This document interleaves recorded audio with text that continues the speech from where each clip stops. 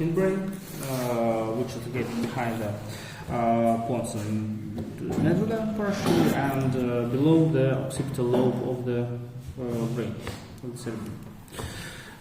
Cerebellum can be considered as a little brain because of its structure, which is slightly similar to the cerebral hemispheres.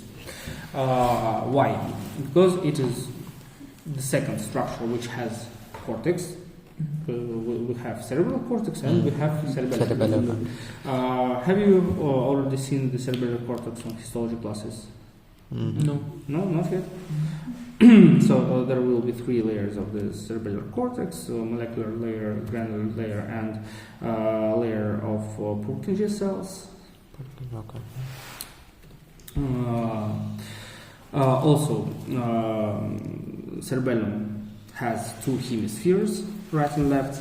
But the difference that cerebellum, 2 hemispheres of the cerebellum, they are connected by the structure which is called vermis. Vermis, it is one of the oldest parts of the cerebellum, and the lateral parts of the hemisphere, they are the newest parts of the cerebellum.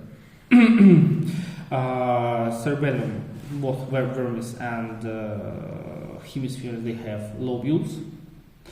Cerebellar hemispheres has 4 lobules: anterior and posterior quadrangular lobules, superior and inferior semilunar lobules.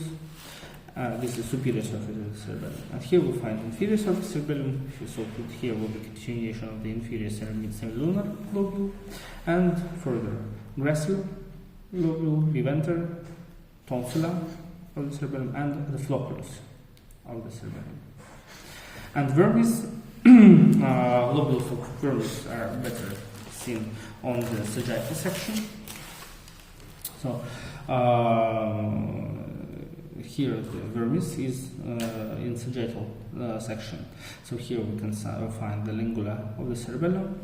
Then central lobule, culmen, decleve, folium, tuber, pyramid, uvula, and nodule.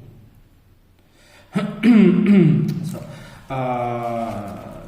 nodule, the flocculus, they form the oldest part of the cerebellum, the archicerebellum. The oldest means the simplest. The simplest, yes. So it is related to the vestibular functions and forms archicerebellum. The rest part of the vermis form the old part of the cerebellum, which is called paleocerebellum, which has connections with the proprioceptive tracts and perform the some coordination of some simple movements that helps with maintaining the posture. And hemispheres, they are considered as a neocerebellum, the newest part of the cerebellum. They are responsible for more accurate movements, for speech, also for coordination of our muscles, and some other specific movements, mostly movements of our hands. What's next? Cerebellum. It's so under the cortex of cerebellum we will find the white matter, and in the depth of the white matter of cerebellum we will find nucleus of the cerebellum. So the same as in the cerebral cortex. We have cerebral cortex, then white matter, then basal nucleus. On the cerebellum, also cortex, white matter, then nucleus of the cerebellum. There are 4 main pairs of nuclei. The oldest of them are nucleus fastiqi, the oldest nuclei of the cerebellum. They take efferent signals from all other parts of the brain, and then correspond them to other parts of the cerebellum. Then we will have globosus nucleus and emboliform nucleus. They are part of the paleocerebellum. And the largest and the newest nuclei of the cerebellum are dentate nucleus. We can see that it has this structure, similar to the structure of olivary nucleus.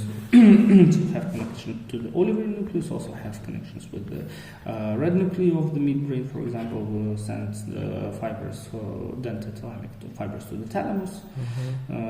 So they are part of the new cerebellum. What's left? White matter of the cerebellum. White matter of the cerebellum, if we make a sagittal section, we can see the white matter forming the structure which looks a lot like a tree. Yes, that's why it is called tree of life of cerebellum, or arbor vitae cerebellum. And also white matter of the cerebellum forms 3 pairs of cerebellar peduncles: superior, middle, and inferior. Superior cerebellar peduncles, they are connecting cerebellum to the midbrain. Middle cerebellar peduncles connect to the bones, and inferior to the medulla. Superior cerebellar peduncles. Здравствуйте, да. Ничего страшного. Superior cerebellar peduncles, they will contain 3 main tracts, 2 efferent and 1 afferent. Afferent tract is anterior spinal cerebellar tract, and it comes to the cerebellum. And efferent tracts, there will be a dentathalamic tract and dentarubral tract, which go to the red nuclei and thalamus. Middle cerebellar peduncles, they are the thickest, but they contain only 1 tract. It is a pontocerebellar tract, which we have discussed in the pons. It provides connection of the cerebral hemispheres through the pons with the cerebellum. Yes. And inferior cerebellar peduncles, they are the most difficult.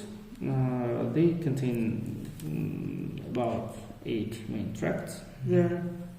Most of them are afferent, so they are coming to the cerebellum. They will be bulbocerebellar tract, posterior spinal cerebellar tract, nucleocerebellar tract, olivocerebellar tract, vestibulocerebellar tract, reticulocerebellar tract. So coming from the nucleus gracilus and nucleus cuneatus, coming from the spinal cord, coming from the nuclei of the pterygoidal nerve, coming from the reticular nuclei, olivary nuclei, and vestibular nuclei. And also a couple of efferent tracts like cerebellar olivary tract and cerebellar reticular tract, which connect the cerebellum to the olives of the medulla and to the reticular formation of the brainstem. Any questions? No. I think it is enough.